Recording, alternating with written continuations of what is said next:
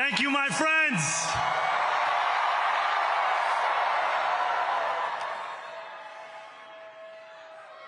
The sun may have set over our city this evening, but as Eugene Debs once said, I can see the dawn of a better day for humanity. For as long as we can remember, the working people of New York have been told by the wealthy and the well-connected that power does not belong in their hands.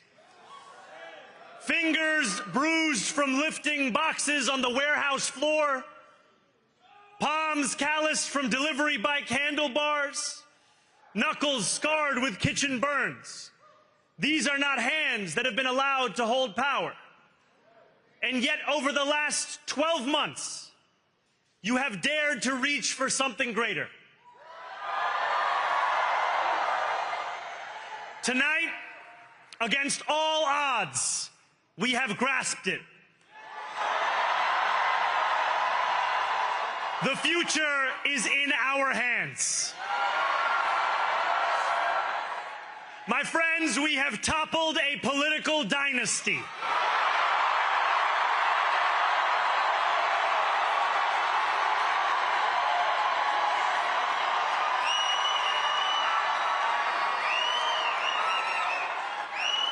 I wish Andrew Cuomo only the best in private life.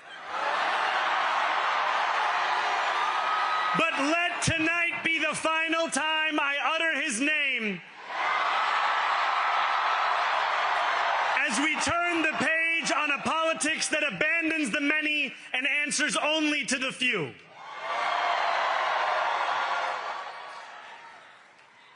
New York, tonight you have delivered a mandate for change, a mandate for a new kind of politics, a mandate for a city we can afford, and a mandate for a government that delivers exactly that. On January 1st, I will be sworn in as the mayor of New York City.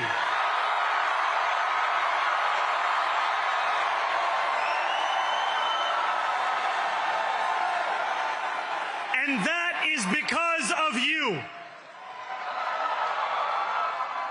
So before I say anything else, I must say this.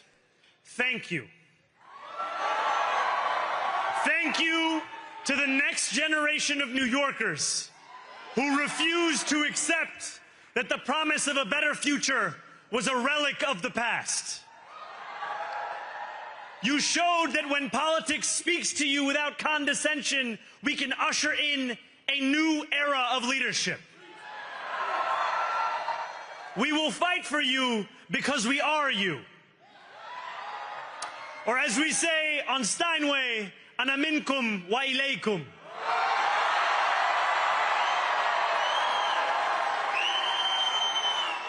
Thank you to those so often forgotten by the politics of our city who made this movement their own. I speak of Yemeni bodega owners and Mexican abuelas, Senegalese taxi drivers and Uzbek nurses, Trinidadian line cooks and Ethiopian aunties. Yes, aunties.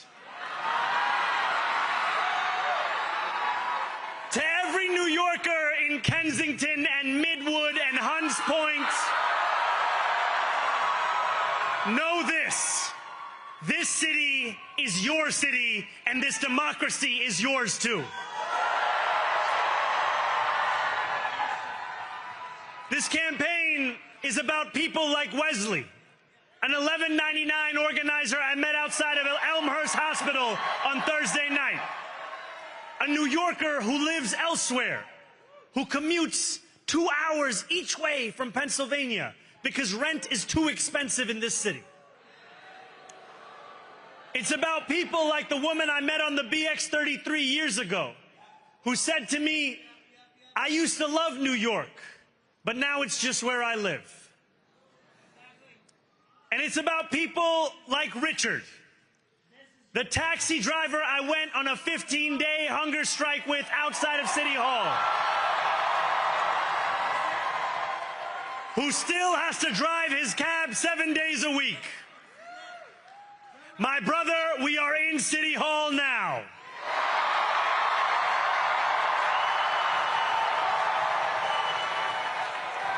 This victory is for all of them. And it's for all of you. The more than 100,000 volunteers who built this campaign into an unstoppable force. Because of you, we will make this city one that working people can love and live in again.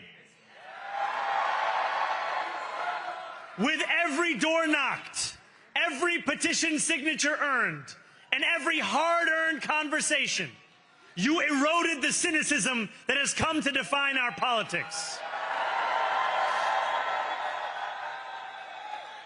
Now, I know that I have asked for much from you over this last year.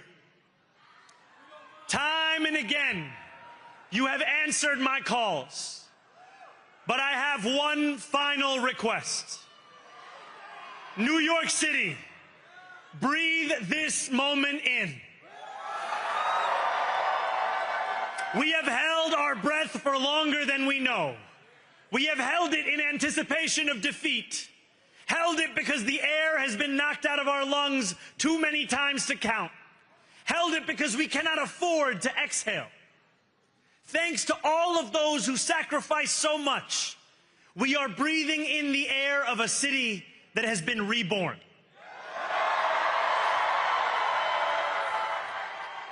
To my campaign team, who believed when no one else did, and who took an electoral project and turned it into so much more, I will never be able to express the depth of my gratitude. You can sleep now. To my parents, Mama and Baba, you have made me into the man I am today. I am so proud to be your son. And to my incredible wife, Rama,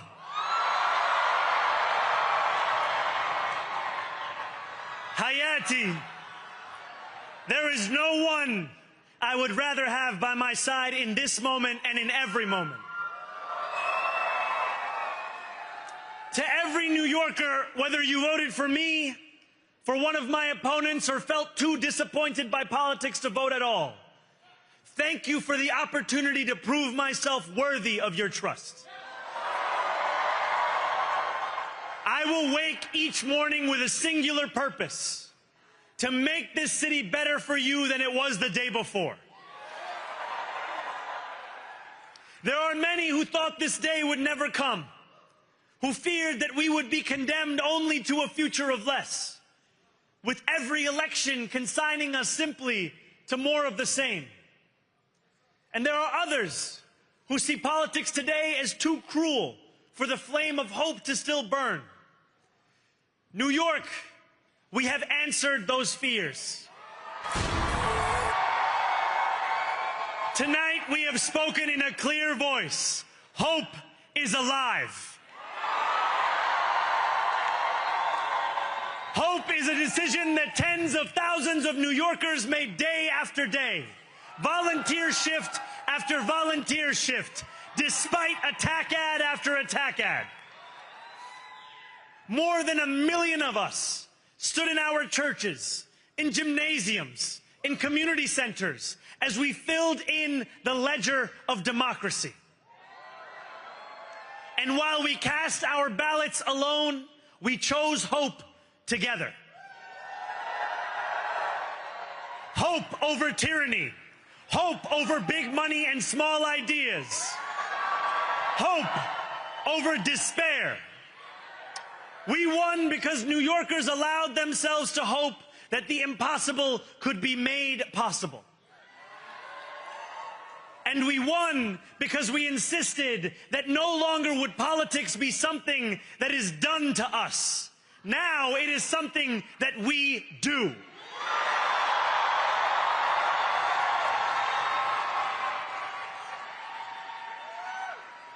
Standing before you, I think of the words of Jawaharlal Nehru. A moment comes but rarely in history when we step out from the old to the new, when an age ends and when the soul of a nation long suppressed finds utterance. Tonight we have stepped out from the old into the new. So let us speak now with clarity and conviction that cannot be misunderstood about what this new age will deliver and for whom. This will be an age where New Yorkers expect from their leaders a bold vision of what we will achieve, rather than a list of excuses for what we are too timid to attempt. Central to that vision will be the most ambitious agenda to tackle the cost of living crisis that this city has seen since the days of Fiorella LaGuardia.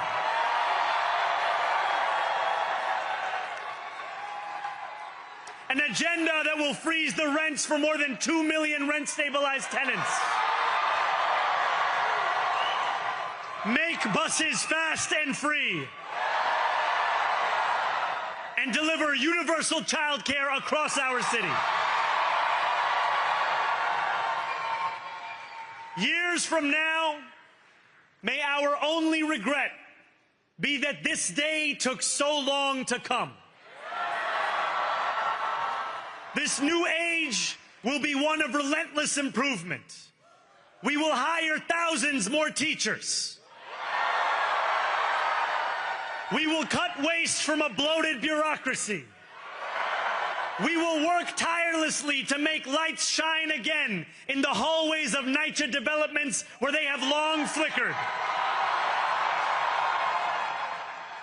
Safety and justice will go hand in hand as we work with police officers to reduce crime and create a department of community safety that tackles the mental health crisis and homelessness crises head on. Excellence will become the expectation across government, not the exception. In this new age we make for ourselves, we will refuse to allow those who traffic in division and hate to pit us against one another. In this moment of political darkness, New York will be the light. Here, we believe in standing up for those we love. Whether you are an immigrant, a member of the trans community, one of the many black women that Donald Trump has fired from a federal job, a single mom still waiting for the cost of groceries to go down, or anyone else with their back against the wall, your struggle is ours too. And we will build a city hall that stands steadfast alongside Jewish New Yorkers and does not waver in the fight against the scourge of anti-Semitism. Where the more than 1 million Muslims know that they belong.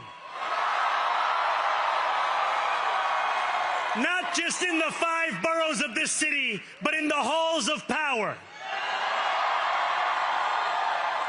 No more will New York be a city where you can traffic in Islamophobia and win an election.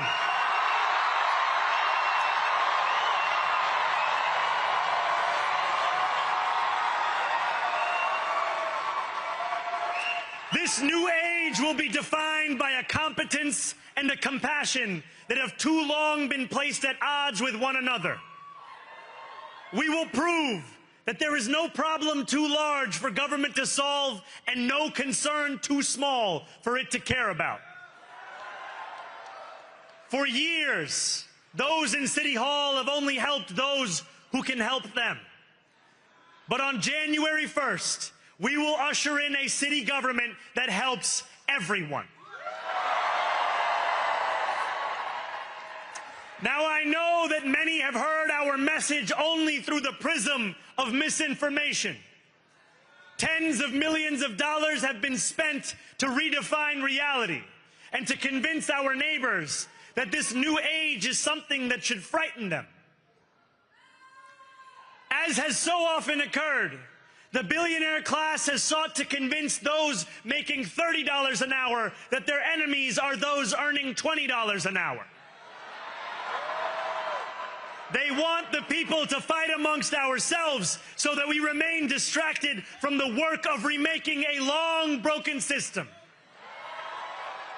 We refuse to let them dictate the rules of the game anymore. They can play by the same rules as the rest of us. Together, we will usher in a generation of change. And if we embrace this brave new course, rather than fleeing from it, we can respond to oligarchy and authoritarianism with the strength it fears, not the appeasement it craves. After all, if anyone can show a nation betrayed by Donald Trump how to defeat him, it is the city that gave rise to him.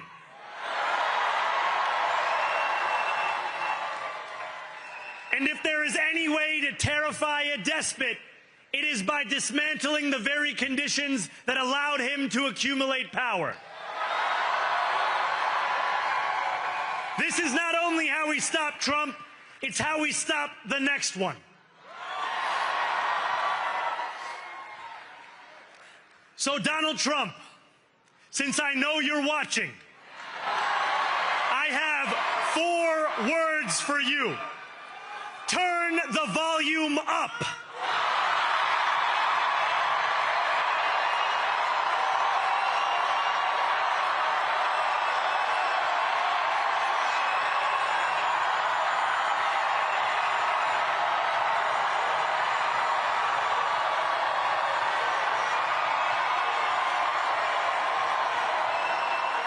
We will hold bad landlords to account because the Donald Trumps of our city have grown far too comfortable taking advantage of their tenants.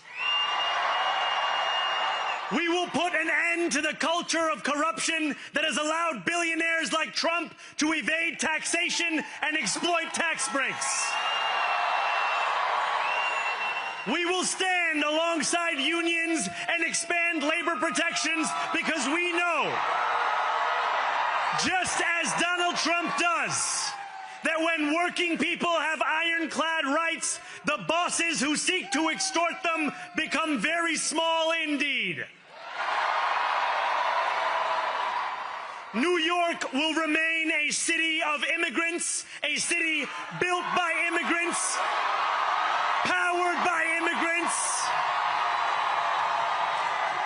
and as of tonight, led by an immigrant.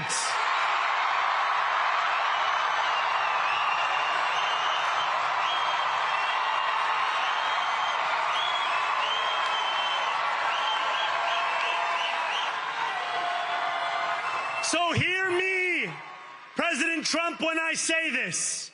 To get to any of us, you will have to get through all of us.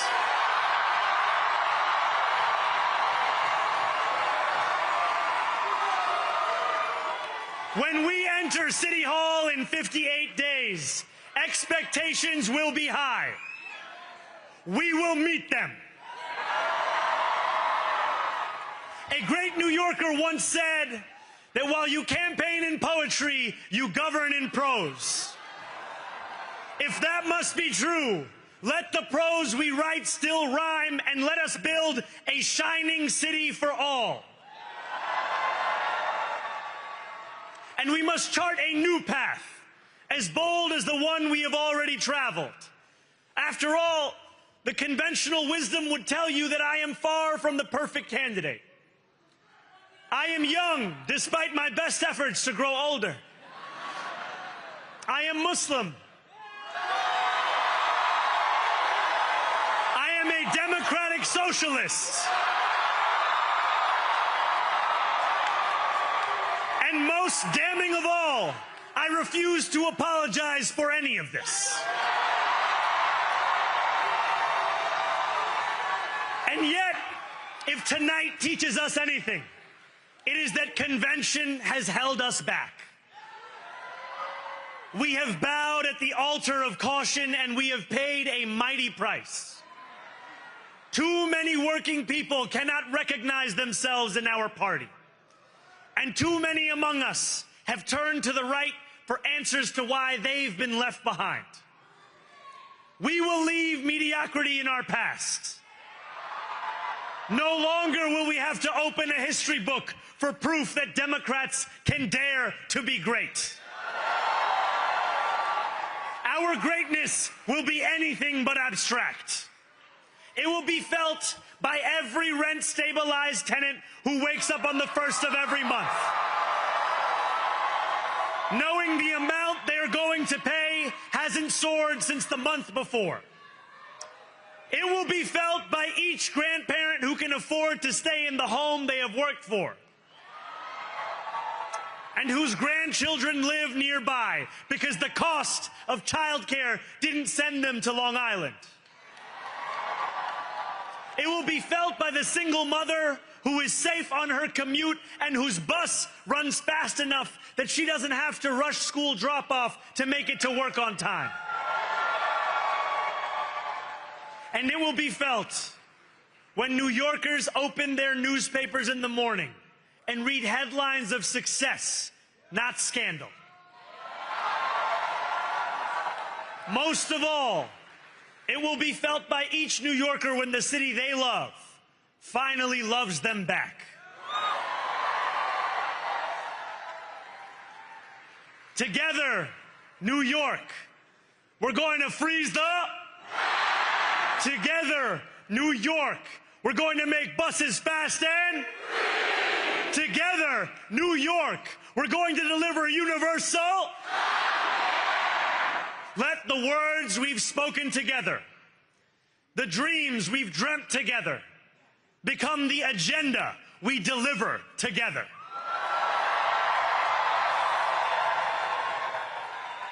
New York, this power, it's yours. This city belongs to you. Thank you.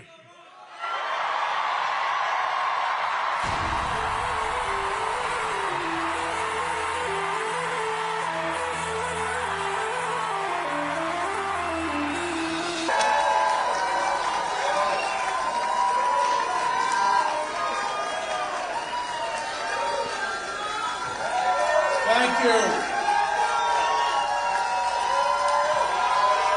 you.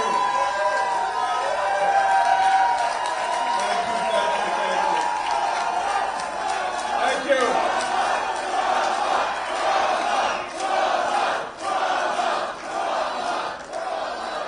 You're taking my time. You're taking my time. First, let me. I love you too. I love you too.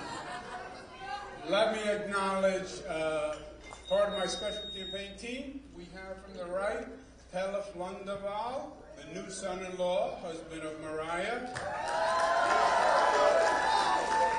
We have Mariah, Cara, Michaela. I want to thank our campaign chairman, Bill Mulrow, our great campaign manager, Greg Goldner. I want to thank Mayor Adams, who stepped out of the race to make us more competitive, and that was a very gracious thing to do. I want to thank Mayor Bloomberg, who gave us his support, Governor David Patterson, all the unions, and I am blessed. I am blessed to have the people in this room. You have been a phenomenal team, great friends. You are superstars. Even more, you are New York patriots, and I am proud of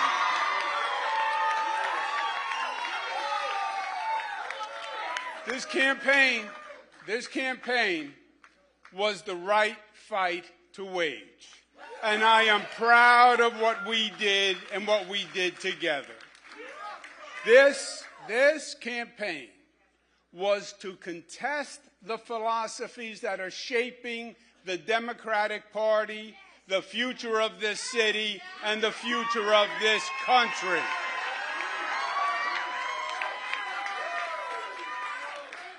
And this coalition transcended normal partisan politics. It brought together Democrats and Republicans and independents, joined by the simple fact that their first allegiance is as citizens of New York City.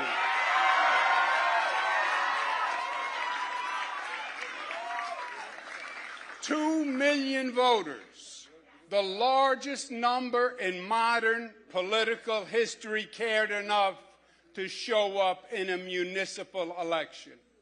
And 42% voted for us on an independent line.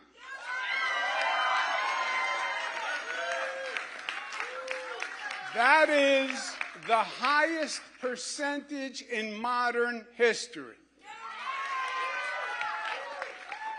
Ironically, it is just higher than when Mario Cuomo got 40% on an independent line against Ed Koch in 1977. It's also important to note that almost half of New Yorkers did not vote to support a government agenda that makes promises that we know cannot be met. We support an economy of jobs, of opportunity, of entrepreneurship. That's what New York is, and that's what New York must remain. We are a nation of laws, and we believe in law and order, and we need the police to keep society safe. We will not make the NYPD the enemy. We cherish our diversity, and we have no tolerance for discrimination of any kind by race, religion, sexual orientation, or creed. And we will not tolerate any behavior that fans the flames of anti-Semitism or diverse attacks.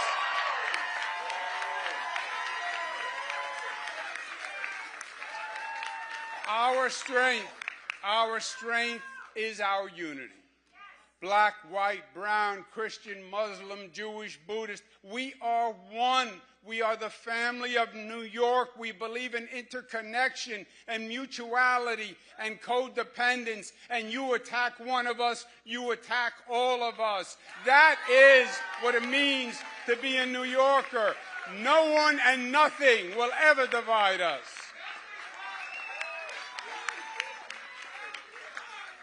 And this campaign was necessary to make that point.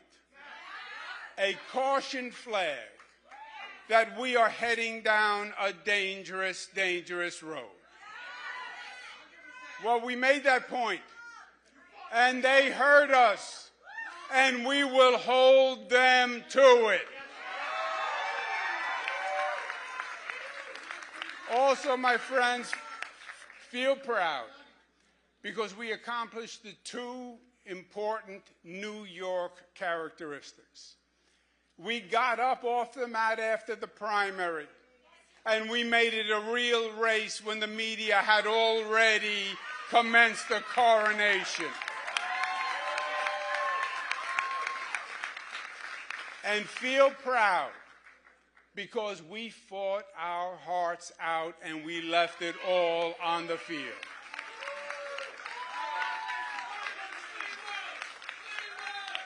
Congratulations to Zohran Mamdani.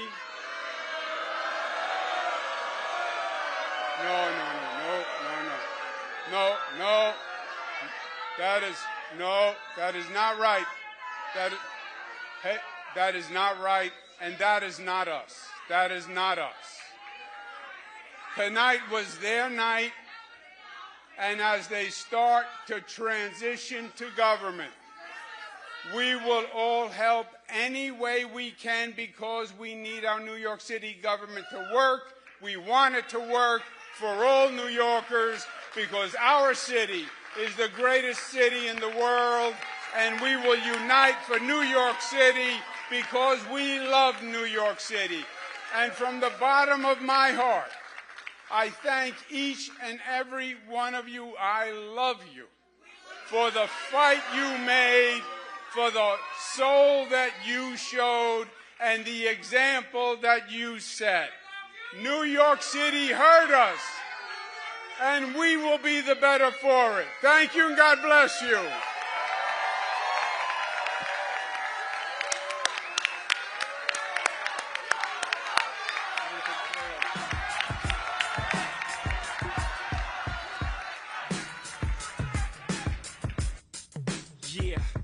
Yeah, I'm out at Brooklyn. Now I'm down in Tribeca, right next to the Narrow. But I'll be hood forever. I'm the new Sinatra.